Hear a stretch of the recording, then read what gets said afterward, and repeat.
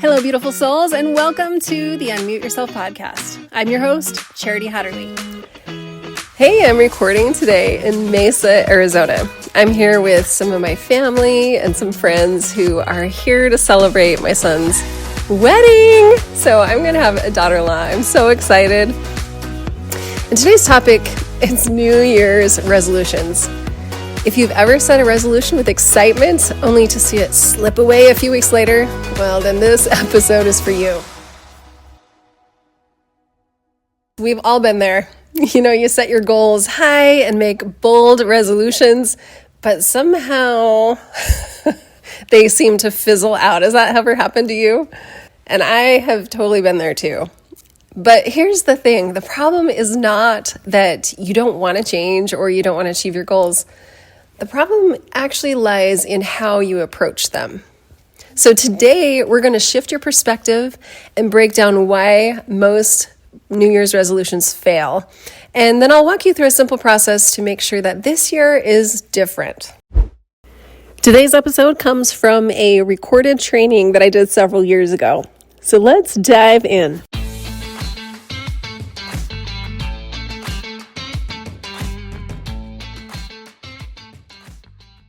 Today, I wanted to share with you the number one shift that you can make in your life in order to create more success.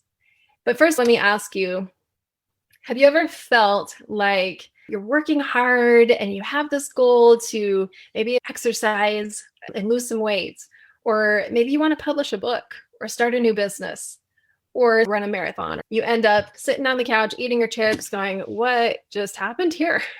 I've been gung-ho for the last week or the last few days, and now suddenly I can't seem to put one foot in front of the other.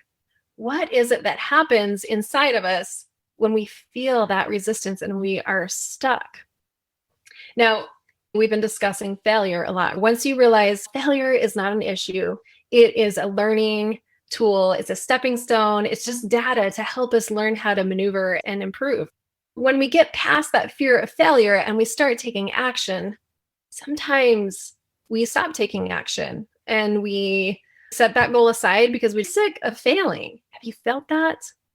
Yes, I have felt that failure. Yes, I have felt that frustration. So today, let me share with you the 3 layers of behavior change. This comes from the book by James Clear, Atomic Habits.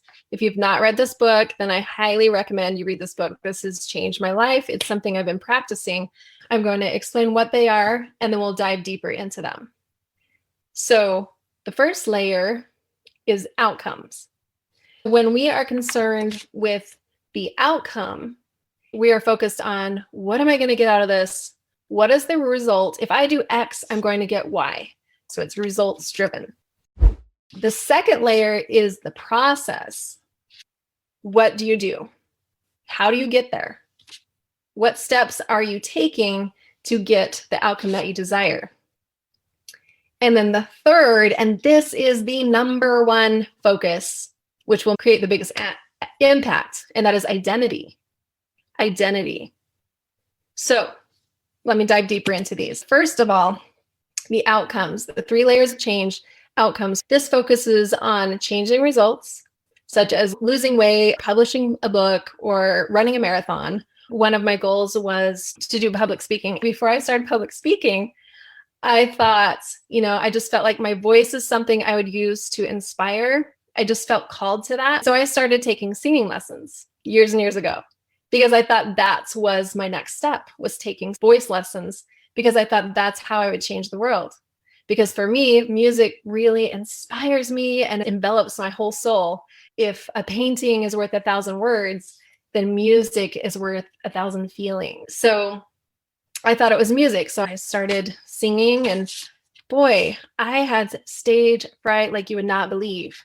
When I was focusing on singing, I was worried about the outcome. Like, I want to sing and I want to sound amazing. And I would go to sing and I would feel like I'm going to wet my pants, and my heart would race and my knees were knocking and my voice would crack. And I'd feel like I completely failed. Have you ever felt that way?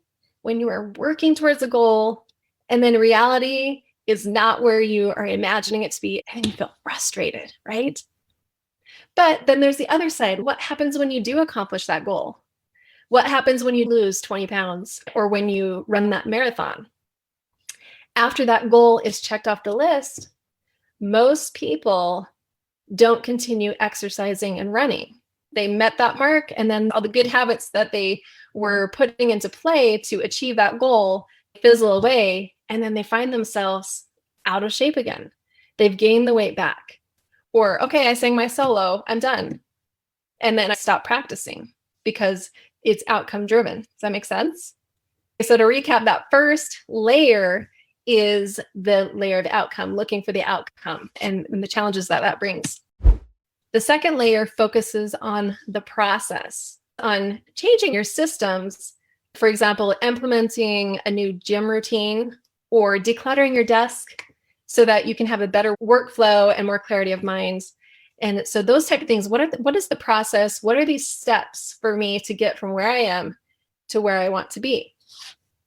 Most of our goals are focused on either outcomes or processes. And what I find when I'm focused on the process is that perfectionist craziness inside of me.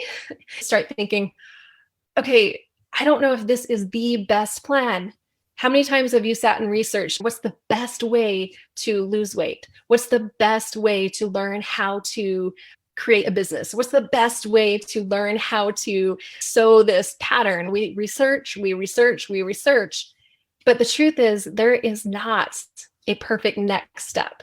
And so when we're focused on the process and getting it right, sometimes we are frozen in the creation of the process rather than just taking a step and figuring it out as we go. Now, there's wisdom in planning and taking those steps, but just be careful that you're not so focused on the process because sometimes that changes along the way. When we shift what's going on in our mind, it shifts what's going on inside of us. It helps us see who we really are. And it shifts our identity so that we can take action with power and confidence in a way that will help you get from where you are to where you want to be and not feel like you're derailing and stuck all the time. I remember years ago, I felt like I'm just a stranger in my own life. I was alive, but I wasn't living because my identity, who I believed I was, I believed that I wasn't good enough. I got to a point in my early 20s where I felt like a zombie, just living, but not alive, going through the motions of life, very disconnected from my emotion, from who I am. Because here's what I found. You're not who you think you are, and you're not who I think you are.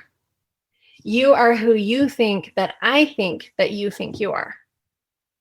So our reality and our identity is shaped so often by what, for example, apply it to myself, what I think that you think that I think I am, and not about who I really am. No matter where you are in your journey, paying attention to what you're thinking and how you're thinking, because our thoughts create feelings and our feelings will either create action or inaction. And so if our thoughts and our identity are wrapped up in, I'm not good enough, I'm just lazy, or how can I charge money for this, or how can I accept something good in my life, then you will reject all that good that comes to your life and you will not follow through on those actions that you want to take and you have tried to take, but you can't seem to stick with it. Because identity has gravity. Identity has gravity. If I believe that I am just depressed, even whether or not that's true, yes, I went through depression, but if I'm just like, well, I'm a depressed person, then if there's a beautiful sunset at night and I think, oh, that's so pretty, then my identity will yank me right back and say, but no, you're depressed. Who are you to go and enjoy that sunset? Who are you to go and enjoy that funny movie with your friends? Because you are depression. But there's a difference. I am not depression. I had depression and I was dealing with that, but that is not my identity. And sometimes our identity gets wrapped up in our challenges and struggles, and then it keeps us there. So let's talk a little bit more about this shifting your identity. The identity focuses on changing your beliefs, changing your worldview and self-image and your judgments about yourself and others. When I judge myself for feeling depressed, then it keeps me in there. But if I allow myself to feel like, you know what, I'm feeling yucky. Why am I feeling this way? Like, what's going on in my head that's making me feel this way? There's lots of contributing factors. Some people need a little medication to kick them out of that depression. Some people need therapy. Some people are just really hard on themselves. Maybe it's not depression, but maybe they just like, man, I've failed in every way. I can't do this. I can't do any of this. But when we shift what we think about ourselves and who we are, that's where real change is made. Okay, does that make sense so far? Identity is the number one predictor of whether or not you will accomplish your goals. When your behavior is not congruent with who you think you are, then change won't last. Our brains are constantly looking for evidence of whatever we believe. So what do we do? How do we change this core process? How do we shift our identity to become the type of person we want to be? So here's the 2 steps. First, decide the type of person you want to be. And then second, prove it to yourself with small wins. Okay, that sounds super simple. What does that mean? For example, if weight loss is the goal, or, if you're like, okay, I want to get healthier. Yes, I want to lose weight, but the byproduct of losing weight is going to be, I'm going to be healthier. I'm going to feel better and I'm going to have more energy. Okay, so then you go throughout your day. You're in the kitchen and you just ask yourself these questions. Okay, so what would a healthy person eat? As I'm reaching for the Cheetos for the 20th time, I say, well, what would a healthy person eat? A healthy person would eat a meal that is going to give my body nutrients and not just make my taste buds happy. Those Cheetos are so crunchy and yummy, but they're not going to nourish my body. Or another example would be if you're trying to build your confidence. Everyone was born with confidence. Then we unlearn that. And then as we grow up, we're just like, oh, don't look at me. Oh, I'm not amazing. We learn that. That's learned behavior. If I want to build my confidence, then I will say, if I'm asked to speak up at work or at church or in a small group, like, hey, Charity, will you tell us about this? And I'm thinking, oh my gosh, I hate public speaking. I've got stage fright. I can't do this. Then your brain will say, okay, you can't do this. And you're like, oh no, I'm going to stutter. And your brain's like, okay, let's make you stutter. And it will produce that evidence of whatever you're saying to yourself. So instead, if you're thinking, how would a confident person carry themselves? Their chin is up, eyes are up, shoulders are back, and they carry themselves with confidence. So then I started shifting my body like, okay, I'm going to do what I'm seeing confident people do, even though I don't feel confident. What would a confident person do? I see them speaking clearly and loudly. So then I started working on speaking that way. And so little by little, as you ask yourself, okay, what would a confident person do? Or what would a healthy person do or say? If you want to run a marathon, if you want to be a runner, what would a runner do right now? It's raining and I don't want to run.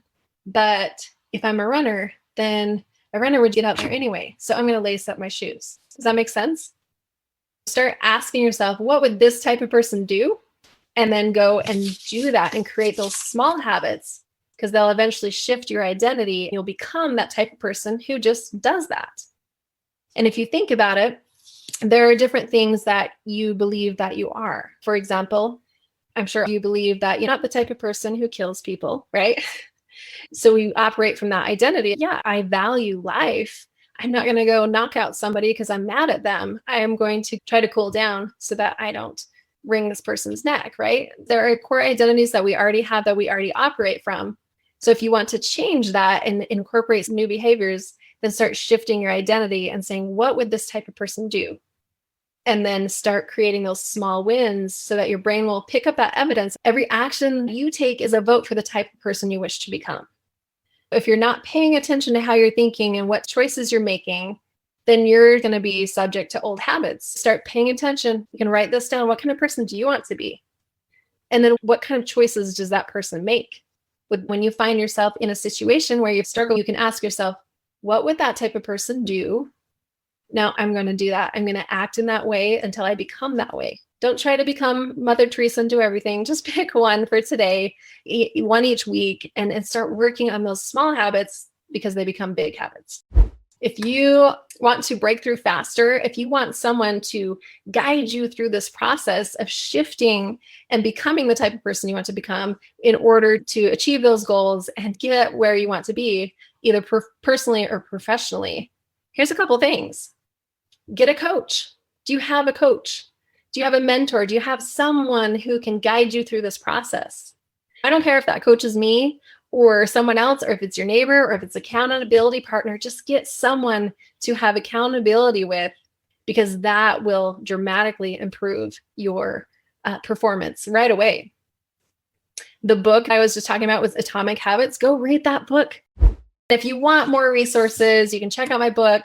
You can connect with me. My link is linktree.com/Charity and there's a dot between the EE in tree. So linktr.ee/Charity. So you can see that menu of choices. You can find some free resources and paid resources that will help you shift your identity, change your lens, and choose to become who you want to be and who you feel called to be. Because you have purpose and you create impact. If you're feeling stuck, if you're feeling that frustration, I promise you, I have helped people break through that, and I can help you break through that.